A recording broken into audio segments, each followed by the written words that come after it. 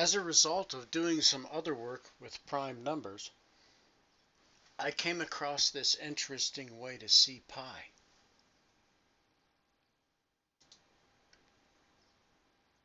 Out of a table composed solely of integers, I can show you pi. This is my table composed solely of integers. If you've seen any of my videos that pertain to working with prime numbers, and then beyond that, working with the reasons why I was working with prime numbers in the first place, which is to investigate how this integers table here might just be a good model for space-time. And as such, though this table is nice and flat looking, because it has a flat axis on this left side, I'm saying that there's a sphere built into this, that this is a model for spherical space-time.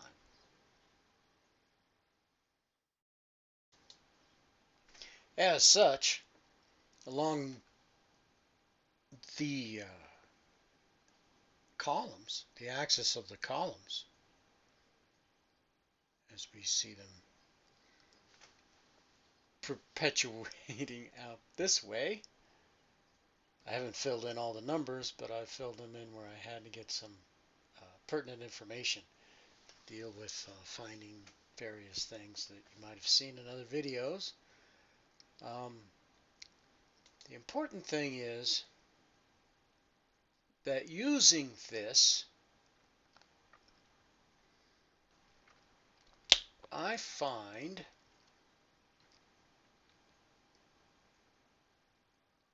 well, first of all, before I get into that, I need to explain, because this could be certain viewers' first time seeing this table, and I need to explain shortly just how it's set up. It's built on division. You see that the denominators are in a column. Here, for instance, is 1, 2, 3, 4, 5. They go, since this is the integers table, it's all of the integers, and they express themselves along the one axis here, where it's the number over itself. That's how it's set up.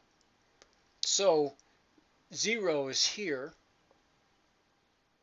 These are negative. You have 2.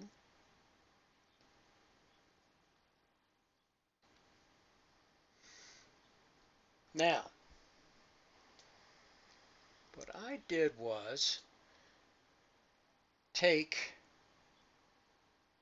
this column, 10, and go down diagonally. You would know why I went down diagonally if you'd seen the other videos on prime numbers. So I'm sorry to say, take my word for it. It's the right thing to do in this instance.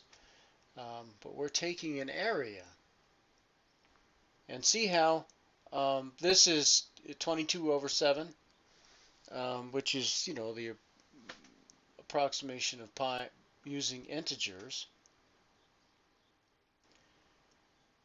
So we go down 7 columns from what I chose to anchor it on this approximation of pi, so I'm using 10. Go down 7 columns. So I just went all the way up to negative 12 here, and went down 7 columns. So I just added up all these columns and came up with these totals for the columns. And these are the differences between the columns.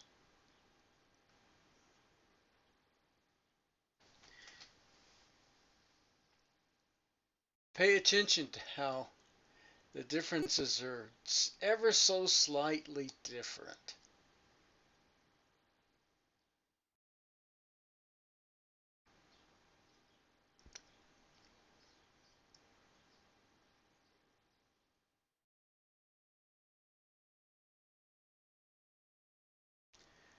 So I'm going on the assumption, um, because I believe that this table represents spherical space-time, as space-time would radiate out along the one axis. I'm looking to establish something that's spherical. Now look, you can look at this table and you can derive that it might, especially with the work in prime numbers that I've done, you could derive that that it is space-time, does represent it, and that it is spherical. But now I'm going to offer you something which might really support that it's spherical, and by finding pi here. In other words, I'm saying that actually what the approximation of pi, 22 over 7 equals, is what these columns all really total up to. But that, if you can hear me out here, there's a concept that you have a value which is constant in here, which is 1, and then you have this value which is the integer's value added on to it. So what I'm doing is I'm going into these differences, which I've put in the boxes, and I'm saying, well, look, 2.5928 is the same. Now actually 5 is also the same, but I'm using the 5. I'm using it because of the difference between the approximation of pi and pi, right? So there's pi, and here's integer pi, and the difference is this much. Well, turns out what I did was I just said, okay, 0.0000, 4 zeros, and then 57 occurs how many times? Counted those number of times, and how many times is 56, and how many times is 58, and 59 occurs once. There they all are added together, and we get that close.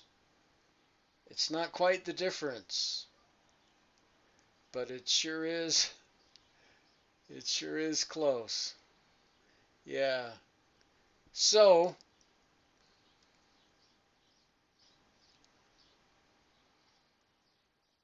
this is what we get right here for our approximation of pi. And you know what? That's even closer. It might even be right on, because a little bit about the methodology here. When I was adding these up, I went to 6 places with, for instance, this number here, 2.3 repeating. I just went 6 places with the 3. I did not say I'm going to round up the last digit to 4, because that would have been overstating it, you see. And I didn't want to do that. So I knew that I wanted to err on the side of coming in not quite so hot. And this is the kind of result I guess I would have expected to get. But that's really close to pi. So I just thought people might find that interesting, and that actually I think as you get, I don't know if I want to prove this out because it's tedious. But if you got with precision, if you took like 10 decimal places, places past the decimal point, or more, to really work on that, I bet that you would see that it does converge on pi. Hmm. Oh, I don't know. This might not be as much work as like I was reading about some guy who took like a damn polygon of 200 and some odd 50 something sides, and then he took everything to like the 9 decimal places of the square root or whatever, everything that was important. Yeah, it must have taken him forever. I guess he worked all morning, um, and then he worked all after to do the work, and then he worked all afternoon to check his work every day for like years, I guess. I don't know, man. That must have been, but it's a great achievement. It's a great achievement.